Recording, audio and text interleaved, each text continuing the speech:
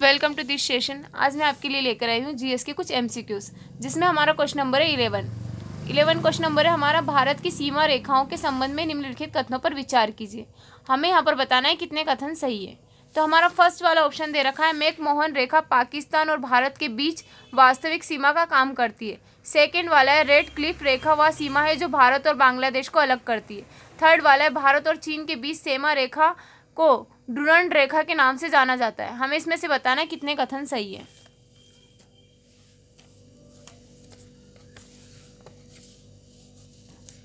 तो इसका जो हमारा आंसर होगा वो क्या होगा, केवल एक। जो हमारा दूसरा वाला सही है, लेकिन जो हमारा फर्स्ट वाला है वो क्या है, यहाँ पर मैकमोहन रेखा जो कहाँ से हैगी, तो चीन और भारत के बीच में वास्तविक सीमा का काम करती है। ठीक है। और जो थर्ड वाला है हमारा, भारत और चीन के बीच में सीमा रेखा डुरंड रेखा के नाम से जानी जाती है।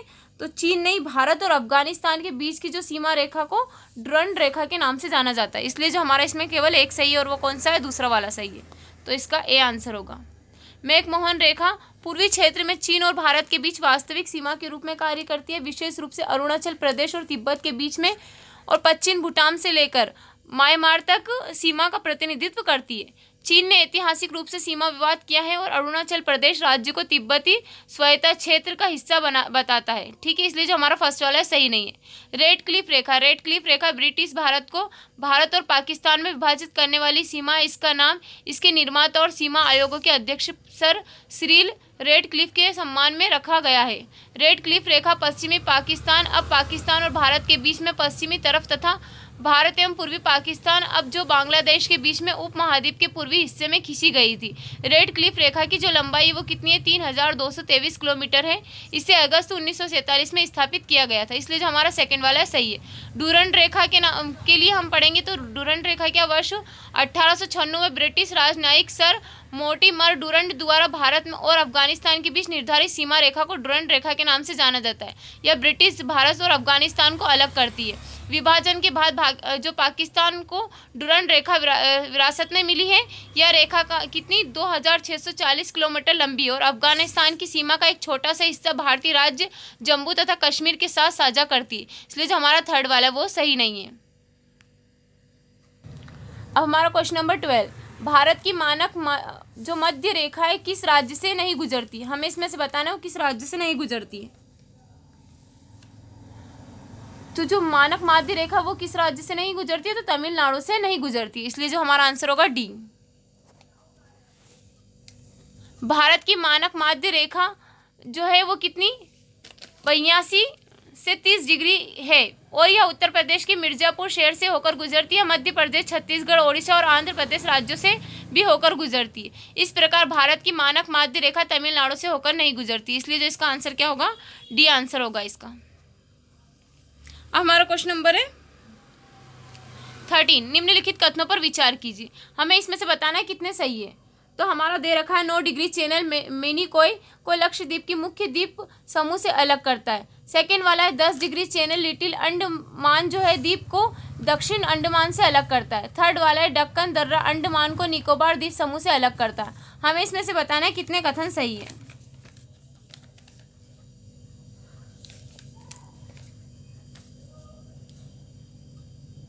तो हमारा जो 13 का आंसर होगा वो क्या होगा, केवल एक। इसमें केवल हमारा एक सही है। वो कौन सा वाला सही है, फर्स्ट वाला। लेकिन जो हमारा सेकंड और जो है थर्ड रॉन्ग है। जो सेकंड वाला है वो क्या हैगा कि जो 10 डिग्री चैनल क्या है, अंडमान और निकोबार को दक्षिणी ये अलग करता है। ठीक है। और जो हमारा डक्कन दर्रा है वो क्या है, लिटिल जो अंडमान द्वीप को किससे, दक्षिण अंडमान द्वीप से अलग करता है। तो इसलिए जो हमारा इसमें केवल फर्स्ट वाला सही होगा। इसका आंसर होगा केवल एक। 8 डिग्री चैनल मिनिकोय और मालदीव के बीच है। 9 डिग्री चैनल मिनिकोय को दक्षिण जो लक्षद्वीप के मुख्य द्वीप समूह से अलग करता है। इसलिए जो हमारा फर्स्ट वाला सही है। बंगाल की खाड़ी में 10 डिग्री चैनल अंडमान और निकोबार द्वीप समूह को अलग करता है। दक्कन दर्रा जो अंडमान और निकोबार द्वीप समूह में लिटिल अंडमान द्वीप को दक्षिण अंडमान द्वीप से अलग करता है। इसलिए जो हमारा थर्ड वाला है वो भी सही नहीं है, और सेकंड भी सही नहीं है। ओनली इसमें फर्स्ट वाला सही है। तो इसका आंसर क्या होगा, केवल एक, ए वाला आंसर होगा। हमारा क्वेश्चन नंबर 14, निम्नलिखित युग्मों पर विचार कीजिए। हमें यहाँ पर कुछ पर्वतीय दर्रे दे रखे हैं और उनके संबंध दे रखे हैं।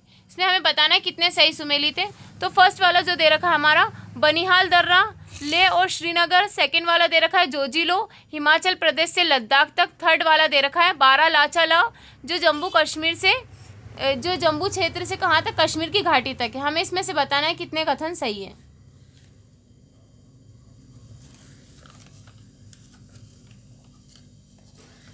तो इसका जो हमारा आंसर होगा क्या होगा, डी। इसमें से हमारा कोई भी सही नहीं है। जो हमारा बनिहाल दर्रा है वो कहाँ पर है, जम्मू क्षेत्र से लेकर कश्मीर की घाटी तक। और जो हमारा जोजिला है वो कहाँ तक है, लेह और श्रीनगर तक। और जो बारालाचाला है वो कहाँ तक, हिमाचल प्रदेश से लद्दाख तक। इसलिए जो इसमें हमारा डी वाला आंसर होगा, इसमें हमारा कोई भी सही नहीं है। भारत के हमारे जो कुछ महत्वपूर्ण दर्रे हम उनके बारे में जान लेते हैं। बनिहाल दर्रा, जो बनिहाल दर्रा है भारत के जम्मू और कश्मीर क्षेत्र में पीर पंजाल पर्वतमाला में स्थित एक ऊंचा पर्वतीय दर्रा है। यह जम्मू क्षेत्र को कश्मीर घाटी से जोड़ता है, जो यात्रा और परिवहन के लिए एक महत्वपूर्ण मार्ग के रूप में कार्य करता है। इसलिए जो हमारा फर्स्ट वाला है वो सही नहीं है। जोजिला लद्दाख के कारगिल क्षेत्र में स्थित एक ऊंचा पर्वतीय दर्रा है। यह दर्रा लेह और श्रीनगर को जोड़ता है तथा केंद्र शासित प्रदेश लद्दाख एवं कश्मीर के बीच महत्वपूर्ण संपर्क स्थापित करता है। इसलिए जो हमारा सेकंड वाला है वो भी सही नहीं। बारालाचाला दर्रा, जो बारालाचाला दर्रा है हिमालय की जांस्कर श्रृंखला में स्थित एक उच्च पर्वतीय दर्रा है, जो हिमाचल प्रदेश के लाहौल जिले को लद्दाख के लेह जिले से जोड़ता है। यह भारत के सबसे ऊंचे मोटरेबल दर्रों में से एक है। इसलिए जो हमारा थर्ड वाला है वो भी सही नहीं है। हमारा क्वेश्चन नंबर 15, निम्नलिखित पर्वत श्रृंखलाओं पर विचार कीजिए। हमें यहाँ पर बताना है जो उत्तर से दक्षिण तक इन श्रेणियों को सही क्रम में हमें इनको जमाना है कि उत्तर से लेकर दक्षिण तक कौन कौन सी श्रृंखलाएं हैं। हमें इसका बताना है कौन सा सही आंसर है। तो इसका जो हमारा होगा क्या होगा, डी।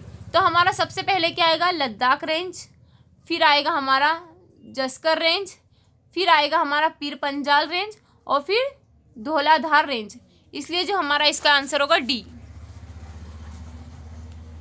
उत्तर से दक्षिण का सही क्रम लद्दाख रेंज, फिर है जास्कर रेंज, फिर है थर्ड पीर पंजाल रेंज, फिर है धौलाधार रेंज। इसलिए जो हमारा डी वाला आंसर सही है। हमारा क्वेश्चन नंबर 16, भारत के विशाल मैदानों के संबंध में निम्नलिखित कथनों पर विचार कीजिए।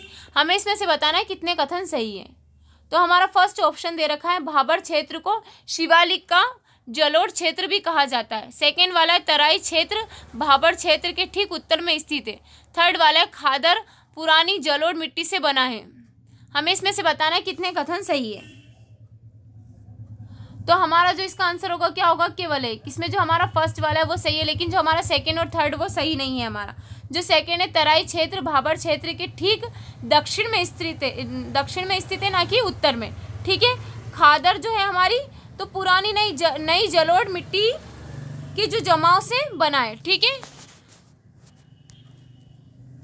भाबर शिवालिक की तलहटी में फैला हुआ यह एक छिद्रपूर्ण और कंकड़ वाला मैदान है। इसे शिवालिक के जलोढ़ पंख के रूप में भी जाना जाता है।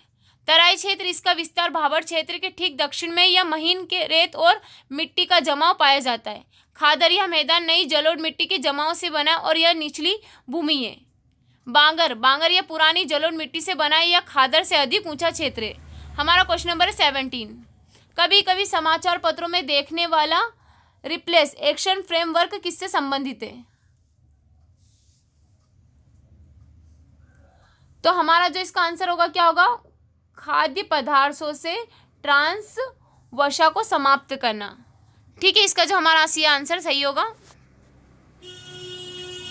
विश्व स्वास्थ्य संगठन का रिप्लेस फ्रेमवर्क खाद्य आपूर्ति से औद्योगिक रूप से उत्पादित ट्रांस वर्षा के शीघ्र, पूर्ण और निरंतर उन्मूलन को सुनिश्चित करने के लिए 6 रणनीतिक कार्रवाई प्रदान करता है। औद्योगिक रूप से उत्पादित ट्रांस वर्षा के आहार स्रोतों और आवश्यक नीति परिवर्तन के परिदृश्य की समीक्षा रिव्यू करना है। ठीक है। औद्योगिक रूप से उत्पादित ट्रांस वर्षा को स्वास्थ्यवर्धक वर्षा तेलों जैसे प्रतिस्थापित करने को बढ़ावा देना है।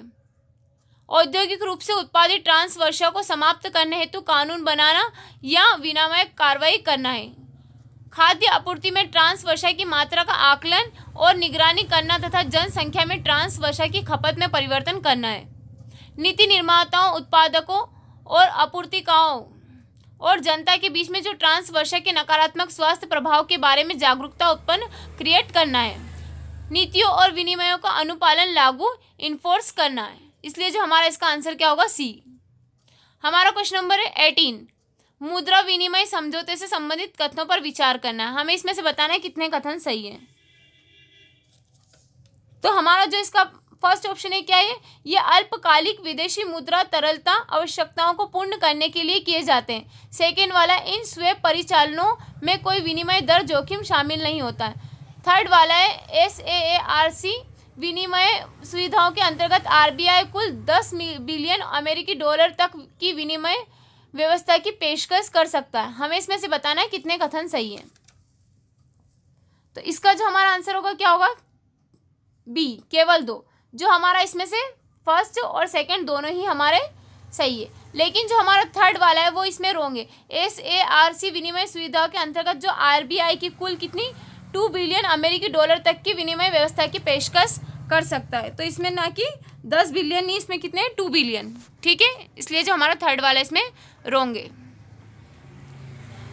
और हमारा केवल फर्स्ट और सेकंड सही है, इसलिए इसका आंसर हमारा बी होगा। दो देशों के बीच मुद्रा विनिमय समझौता तरलता समर्थन के लिए पूर्व निर्धारित नियमों और शर्तों के साथ मुद्राओं का आदान प्रदान करने का एक अनुबंध है।